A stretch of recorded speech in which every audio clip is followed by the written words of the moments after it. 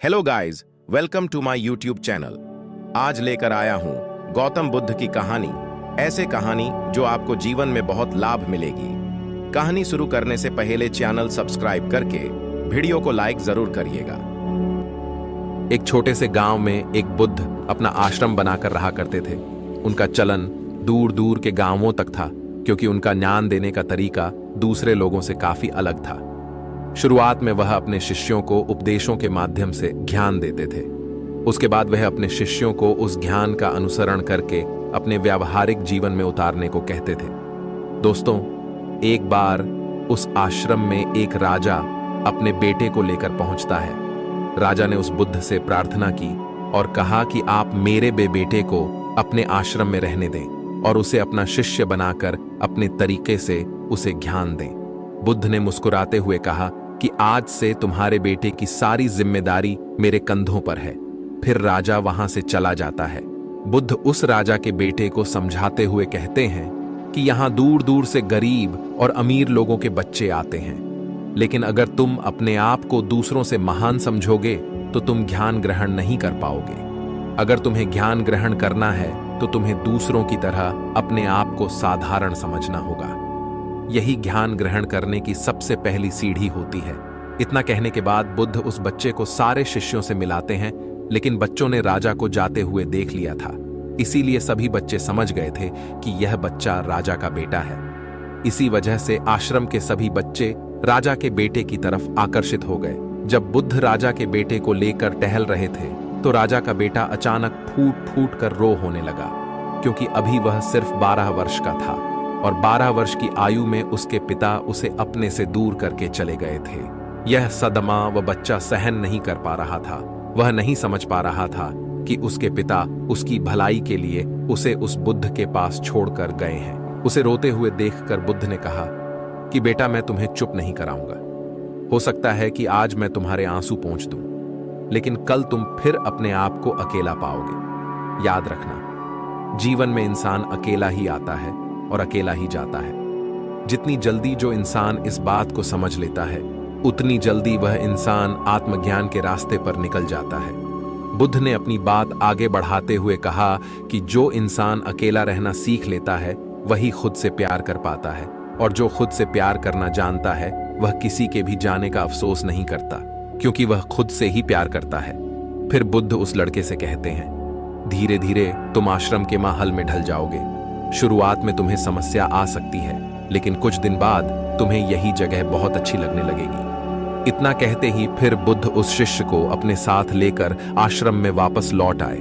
उस शिष्य को भी सांत्वना मिली, क्योंकि बुद्ध की आंखों में एक पूर्व शांति झलक रही थी। उसके बाद शाम होती है तो राजा का बेटा रात्रि का भोजन करने के लिए भोजन कक्ष में पहुंचा है, तो आसपास के सभी शिष्य उसके पास आने लगे। उन सभी को पता था कि यह राजा का बेटा है, और अगर हम इससे दोस्ती कर लेते हैं तो उससे हमारा बहुत फायदा होने वाला है। यही सोचकर आश्रम के ज्यादातर शिष्यों ने उसे घेर लिया था। बस कुछ बच्चे जो अकेले रहने का महत्व समझते थे, जो दिखावे में विश्वास नहीं करते थे, वह उस सम्राट के बेटे के पास जाने की बजाय अपना पूरा ध्यान खाने पर लगा रहे थे और एकांत में बैठकर अपना भोजन कर रहे थे। कुछ दिनों के बाद राजा के बेटे को आश्रम के ज्यादातर बच्चों के साथ दोस्ती हो गई। अब वह आश्रम में उन बच्चों के साथ घूमता और उन्हीं के साथ अपना ज्यादातर समय बिताता। आखिरकार वह राजा का बेटा था, सुख सुविधाओं में पला हुआ था। महल में उसके आसपास बहुत से दास और दासियां होते थे। आश्रम में आसपास अपने मित्रों से घिरे होना, वही दिनचर्या उसने इस आश्रम में भी अपना ली थी। ऐसा नहीं था कि बुद्ध को यह सब पता नहीं था, पर बुद्ध उसे अलग तरीके से ज्ञान देना चाहते थे। बुद्ध एक दिन उस शिष्य को अपने साथ एक ऊंची चोटी पर ले गए। चोटी पर पहुंचकर बुद्ध ने उसे शिष्य से कहा कि अब तुम्हारा ज्ञान पूरा हो चुका है, बस एक आखिरी रात तुम्हें यहां पर बितानी होगी। उसके बाद अगले दिन शाम को मैं तुम्हारे राजमहल में तुमको पहुंचा दूंगा वह बच्चा।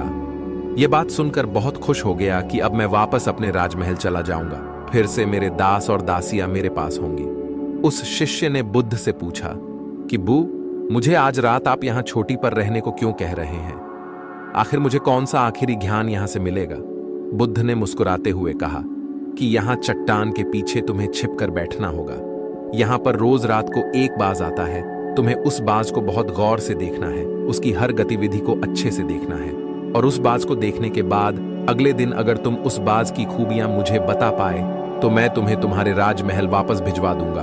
और हाँ, सुबह आने से पहले एक बात पर और ध्यान देना है। एक चरवाहा यहाँ पर अपनी भेड़ बकरियों को चराने के लिए आता है। उन बकरियों को भी अच्छे से देखना और उनकी गतिविधियों पर ध्यान देना। इतना कहकर बुद्ध वहां से चले जाते हैं। फिर काफी वक्त बीतने के बाद आधी रात में एक बाज अपने बच्चों के साथ वहां आया। बाज अपनी गतिविधि करने लगा। राजा के बेटे ने पूरी रात बाज की गतिविधियों को ध्यानपूर्वक देखा। फिर सुबह होने के बाद जब चरवाहा अपनी भेड़ बकरियों को लेकर आता है तो उसने एक अभूतपूर्व दृश्य देखा। उसने देखा कि बाज एक बकरी के बच्चे को अपने पंजों से उठाकर आसमान में चला गया। उसने उस बकरी के बच्चे का शिकार कर लिया था। वह सारा दृश्य देखकर राजा का बेटा बुद्ध के पास आश्रम पहुंच गया। इससे पहले बुद्ध उससे कुछ पूछते, वह बच्चा कहता है, बुद्ध देव, आप सारे आश्रम के बच्चों को यहां बुलवा लीजिए। बुद्ध ने सारे बच्चों को बुला लिया। बुद्ध कहते हैं कि बताओ वत्स, क्या बात है। फिर वह राजा का बेटा अपनी बात कहता है कि मैंने अपने जीवन में बहुत सारे पक्षी को देखा है, लेकिन बाज उन सभी पक्षियों में से अलग और अद्भुत पक्षी हैं। उदाहरण के लिए एक तोता तो बहुत बोलता है, लेकिन वह कभी आसमान की ऊंचाइयों को छू नहीं सकता। ठीक वैसे ही एक बाज जो हमेशा शांत रहता है, वह आसमान की ऊंचाइयों को भी छू सकता है। एक बाज जब अपना शिकार निश्चित कर लेता है तो वह उसी पर नजरें टिकाए रखता है, चाहे बाज कितनी भी ऊंचाई पर हो, चाहे कितना भी तूफान आ जाए, फिर भी उसकी नजरें अपने लक्ष्य पर रहती हैं। आज सुबह जिस बाज को मैंने देखा, वह हर बकरी को अपना शिकार नहीं बनाता, बल्कि उस बकरी के बच्चे का शिकार करता जिस पर उसकी नजर थी। इस बाज की तरह ही हमें भी अपना ध्यान एक ही लक्ष्य पर स्थिर रखना चाहिए, चाहे कितनी भी रुकावटें क्यों ना आए। हमें एक ही लक्ष्य पर अपना ध्यान केंद्रित करना चाहिए दोस्तों। दूसरी बात मैंने यह सीखी है कि बाज दूसरे पक्षी की तरह झुंड में नहीं रहता है, वह आकाश में हमेशा अकेला ही रहता है। इससे हमें यही सीख लेनी चाहिए कि छोटे सोच वाले लोगों के साथ कभी नहीं रहना चाहिए। आखिरकार हम भी वैसा ही बन जाते थे।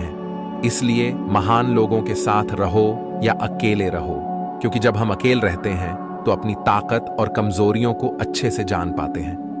हम अपनी कमजोरी को जानकर उसे दूर कर सकते हैं और अपनी ताकत को जानकर उसका सही से उपयोग कर सकते हैं। लेकिन यह तभी संभव होगा जब हम अकेले रहना सीखेंगे। दोस्तों, तीसरी बात, हमें यह सीख लेना चाहिए कि बाज हमेशा अपनी सीमाओं से ऊपर रहता है। जब तूफान आता है तो हर एक पक्षी अपने घोंसले की ओर भागता है, लेकिन बाज ही एक ऐसा पक्षी है जो अपनी सीमाओं को पार करके तूफान से लड़कर बादलों के ऊपर चला जाता है। वह तब तक ऊपर उड़ता रहता है जब तक कि तूफान शांत ना हो जाए। बाज अपनी सीमाओं को इसलिए हटा पाता है क्योंकि वह समस्याओं के आने पर घबराता नहीं है, बल्कि उसे एक सकारात्मक नजरिए से उसका सामना करता है। इसी तरह हमारे जीवन में कितनी भी रुकावटें क्यों ना आ जाएं, हमें उसका सामना करना चाहिए, ना कि डर कर भागना चाहिए।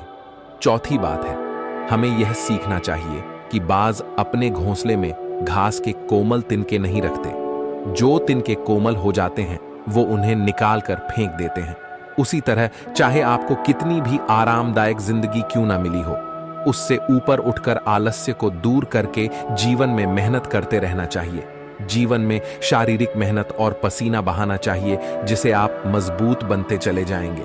हर रोज अपने आप को चुनौतियां दो, हर दिन मुश्किलों का सामना करो, क्योंकि यही मुश्किलें आपको मजबूत बनाएगी। आपने जंगल में लोमर्डों को झुंड में शिकार करते हुए देखा होगा, लेकिन एक बाज हमेशा अकेला ही शिकार करता है। जानता है कि झुंड में रहना हौसला तो देता है, लेकिन साहस छीन जाता है। यह बातें बोलकर फिर से राजा का पुत्र बकरियों की विशेषता बताता है। वह कहता है कि बकरियां हमेशा झुंड में ही चलती हैं। उन्हें झुंड में एक साथ चलने से हिम्मत मिलती है, लेकिन जैसे ही उन पर शिकार होता है, बकरियां तीतर बितर हो जाती हैं। उनमें से एक भी बकरियां अपनी साथी की मदद के लिए नहीं आती हैं। इससे हमें यह सीख मिलती है कि हमारे साथ चाहे कितने भी लोग हो, कि किसी पर यकीन मत करना। यकीन करना है तो सिर्फ अपने पर करो, क्योंकि बुरा समय आने पर बकरी की तरह लोग भी तीतर बितर हो जाएंगे और आपको पता भी नहीं चलेगा। इतना कहते ही राजा के पुत्र ने बुद्ध को प्रणाम किया और बोला, हे बुद्ध, अगर मेरे से कोई सीख बाकी रह गई हो तो कृपा करके आप बता दें। बुद्ध ने सभी बच्चों से कहा कि जो अभी इस बच्चे ने बताया यह सारी बातें सही हैं, लेकिन यह सारी खूबियां तभी आप में आएगी जब आप अकेले रहने का अभ्यास करेंगे। आपने देखा होगा कि बाज कभी भी दूसरे पक्षी की तरह झुंड में नहीं रहता।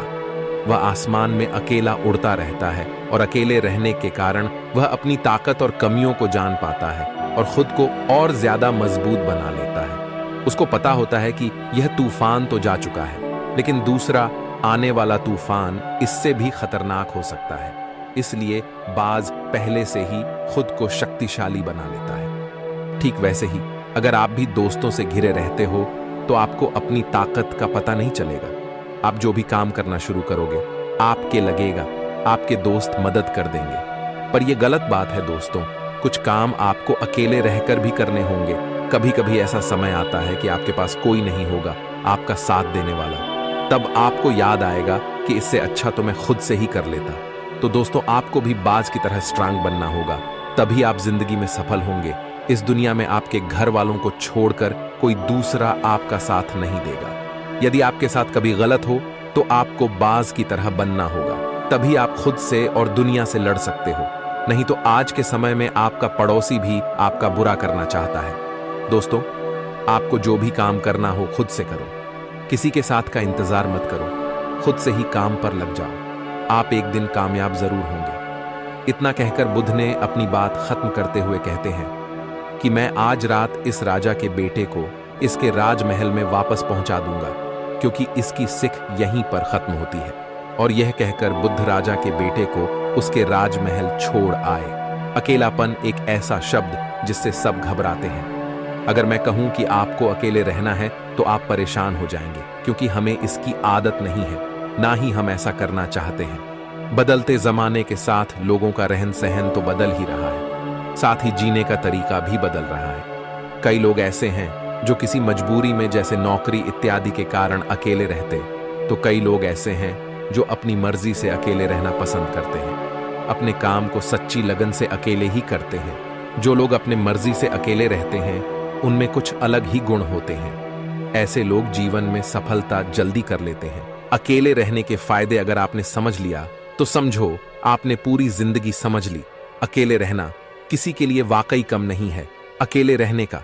लेकिन यह भी मतलब नहीं है कि हम अपने घर परिवार मित्रों से दूर रहे। अकेले रहने की भी एक कला है जो तो दोस्तों, इसी के साथ आज की कहानी खत्म होती है। मिलते हैं अगले नए कहानी में।